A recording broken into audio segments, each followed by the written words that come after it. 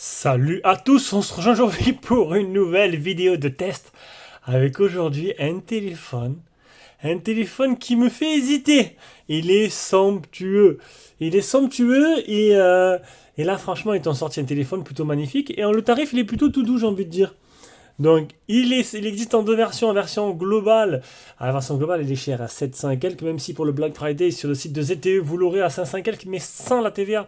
Du coup ça revient pareil en fait. Ça fait très cher.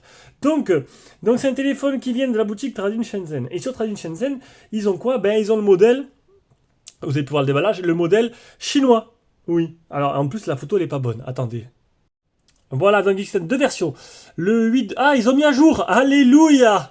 Ils ont attendu que moi, je fasse le test, moi, Seb, pour enfin comprendre qu'ils se sont trompés. Ils ont changé la photo. Donc le ZTE Axon 30 Ultra 8 256 à 577. À cela, vous rajoutez 15 euros de frais de port. Ou le modèle 12 256 à 637. 15 euros de frais de port et aucune TVA en plus. 577 pour ça. Rien à vous dire si cher, mais Franchement, tu vas voir le test, les caractéristiques et tout, tu vas dire c'est plutôt pas mal. Donc, comme je l'ai dit dans la vidéo de déballage, c'est un modèle qui est seulement anglais-chinois, mais en mettant mort local. Alors, je vais te montrer, parce que je l'ai montré sur Insta. Mort local, c'est ça. Il est où? Alors, tu devras le faire à chaque fois que tu le redémarres, tout simplement. Voilà, mort local, tu cliques là. Tu cliques sur France, donc Mort Local 2 sur le Play Store français. Bon, il y a une petite manip à faire très simple avec un ordi. Jérôme l'explique très bien. Et c'est grâce à lui qu'à chaque fois je prends son tuto, que je fais le test, que je fais la manip. Et en fait, tu as un téléphone qui est franglais, qui a 80% de français. Voilà. Ou sinon, ben, t'as du pognon, t'achètes le global, mais là, du coup, ça devient moins intéressant. Après, chacun fait ce qu'il veut. Donc, c'est un téléphone qui est toujours dispo à la vente. Alors, j'ai hésité à le garder. Mais je me suis dit, écoute, il est magnifique peut-être, mais t'attends un Mi 11 Pro, attends le Mi 12, écoute, tu prendras le Mi 12. Donc dispo à la vente, pendant ce temps, personne s'est vraiment montré, envoyé de message, donc là, si vous êtes intéressé, ou sinon, bah, de toute façon, sinon, bah, t'aurais été tipeur, tu le saurais avant. Si tu veux aller sur Tipeee, fais un petit don, directement un lien dans la description, ou directement le bouton rejoindre sur YouTube, j'ai un peu mâché mes mots, et tu auras des avantages, comme savoir les produits qu'on revend, et bien sûr, la liste, tu l'auras. Voilà, un peu comme, comme Yoda. Allez, on passe directement aux caractéristiques et au design. Ils n'ont pas réinventé le design ou les caractéristiques, enfin les caractéristiques non, mais le design, mais ils ont fait quelque chose de bien. Voilà, donc 72,9 sur 161,5 sur 8 mm d'épaisseur, il est très fin, pour un poids de 188 grammes, ce qui est plutôt léger pour un haut de gamme. Hein. 91% ce que prend la surface totale de l'écran par rapport à la surface totale du téléphone, donc c'est un écran OLED qui est incurvé, un écran 6,67 pouces AMOLED, donc plutôt que OLED, 2400 x 1080, seulement en Full HD. Pour moi, le 2K, c'est inutile à part consommer de la batterie. C'est un écran qui monte jusqu'à 144 Hz. Et ce qui est plutôt exceptionnel, et merci, mais Meizu l'a fait aussi. Hein. C'est les deux seuls à ma connaissance. Meizu et ZTE, c'est que tu peux choisir 60, 90, 120, 144. C'est pas exceptionnel. Et même un mode auto, je crois. On verra ça tout à l'heure. Il y a un film. Non, il n'y a pas de film qui est posé sur l'écran. Par contre, il a le Victus, le Gorilla Glass 7, qui est mis dans le Mi 11. Voilà. Et voilà. Donc, on continue. Donc, on en est où?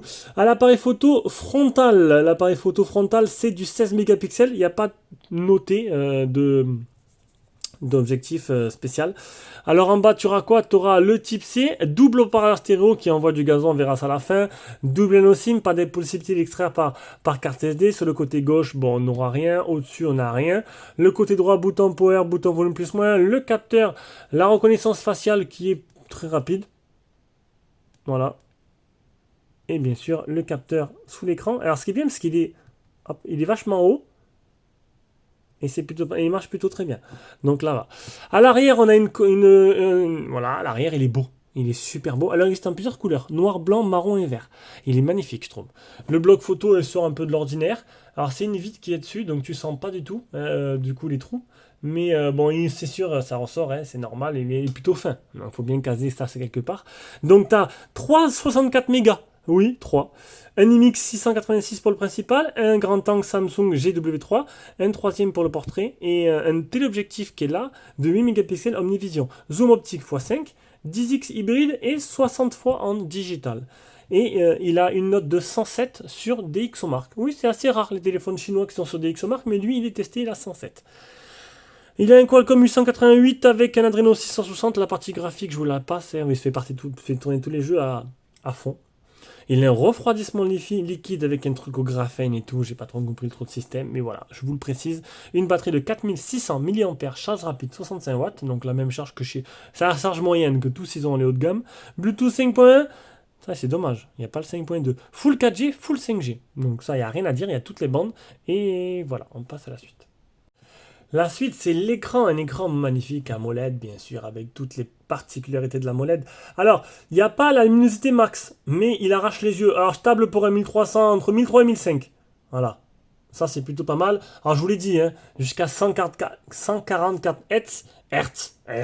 Voilà. Il est incurvé et il est superbe, l'écran. Que dire de plus? De toute façon, pour trouver un défaut sur un écran haut de gamme AMOLED, il faut aller vraiment chercher loin. Donc, on passe directement à la partie logicielle. Donc, partie logicielle, t'es sur macOS, donc en une petite surcouche. Alors, c'est une surcouche, bon, qui ressemble beaucoup à toutes les surcouches, bien sûr, avec pas mal de petites options de personnalisation et des gestures, etc., etc. De toute façon, on va montrer tout ça tout ça dans le descriptif. Donc, au niveau de la surcouche, rien à dire. C'est super bien optimisé, super fluide, il n'y a pas de ralentissement. Bon, 888 fait bien son travail. Donc, du coup, on va passer directement aux captures d'écran. Donc, 3 mises à jour pour commencer. Une première, une deuxième, une troisième. Ensuite, 806 914 le Antutu.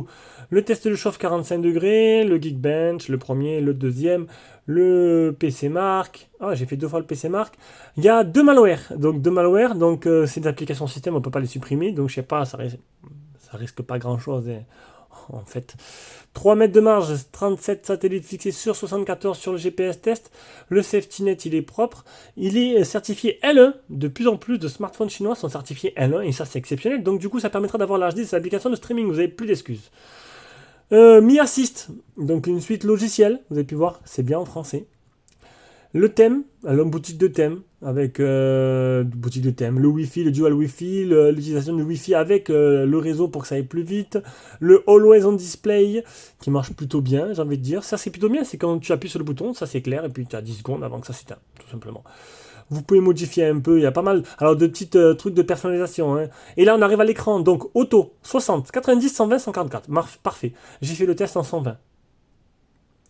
On continue, un mode sombre. Alors tu peux un mode sombre, mais quand tu mets Appli Custom, tu peux pas forcer toutes les applications. Voilà, il n'y en a que 2. Là, les couleurs, température. Moi j'ai mis à fond, même si c'est pas réaliste. Le DTS-X Ultra. Voilà, pas de Atmos, mais DTS-X Ultra. Le Smart Sidebar, donc ça. Voilà, des petits raccourcis. Bon, Oppo le fait déjà. Pas mal de fonds, hein, Xiaomi aussi.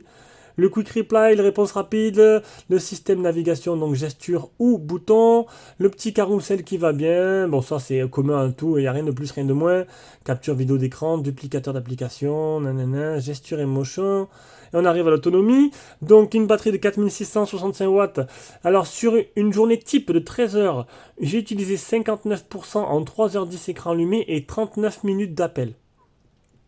Donc il me restait 41%. Ça va quand même, hein. Ça va quand même parce que franchement je l'ai assez torturé. L'autonomie, la courbe et l'historique de batterie. Donc je suis monté max à 33 degrés. Mais en ce moment c'est pas qu'il fait, il fait pas très chaud. Donc bon, voilà. Donc la partie jeu, bien sûr, ça fait tourner tous les jeux. Du coup on va passer directement à la partie photo. NMX 686.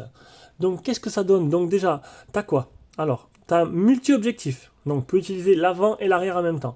Tu as le mode vidéo. Alors, tu cliques là, couleur normale, ralenti accéléré, movie mode, HDR, vlog. C'est plutôt bien fait. Le macro, ça, le grand angle, et ça, c'est quoi celui-là? Couleur normale. Non, objectif x2.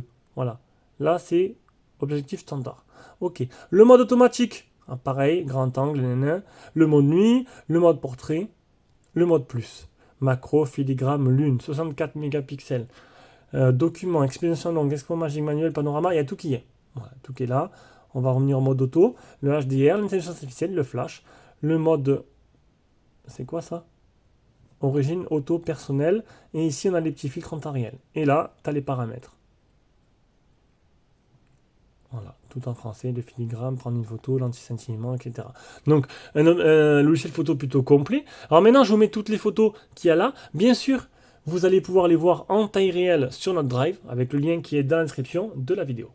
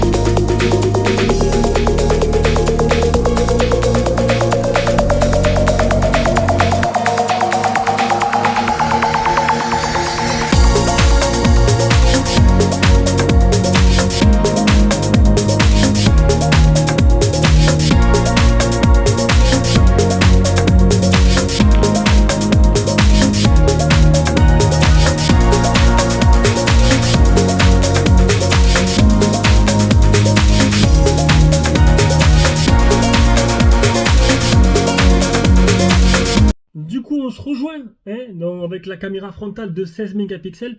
Oh, la qualité, elle est plutôt pas mal.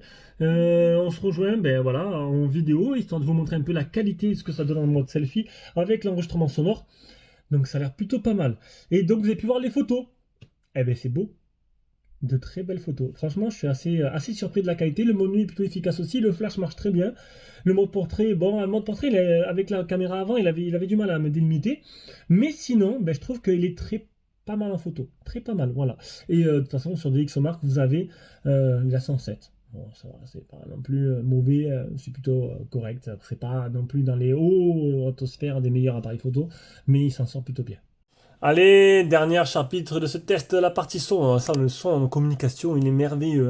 Il est merveilleux, il est puissant, il est fort, il est super bien. Maintenant, le son de haut-parleur. Vous allez voir, ça dépote.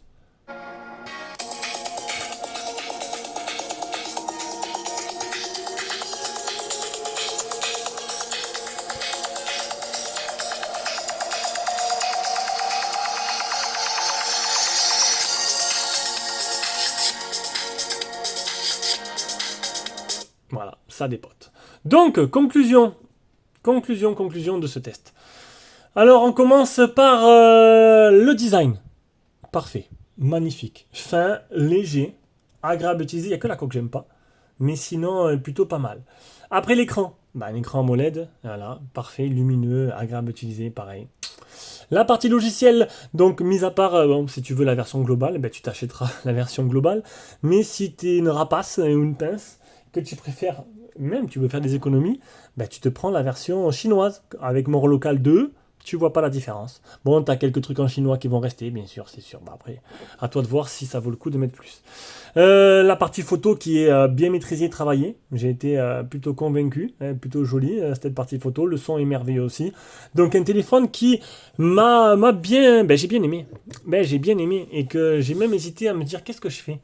Mais non, tu vas rester raisonnable, sinon si tu changerais tout le temps, on s'en sortirait plus, hein. Qu'est-ce que t'en penses? Allez, je te fais des gros bisous, d'accord? Si t'as aimé cette vidéo, bah tu commentes, tu fais ce que tu veux, tu peux t'abonner. En ce moment, ça, y a pas trop ça d'abord. Niveau abonnement, ça ralentit, bah écoute, après, on prend les choses comme elles viennent. Bisous, ciao ciao.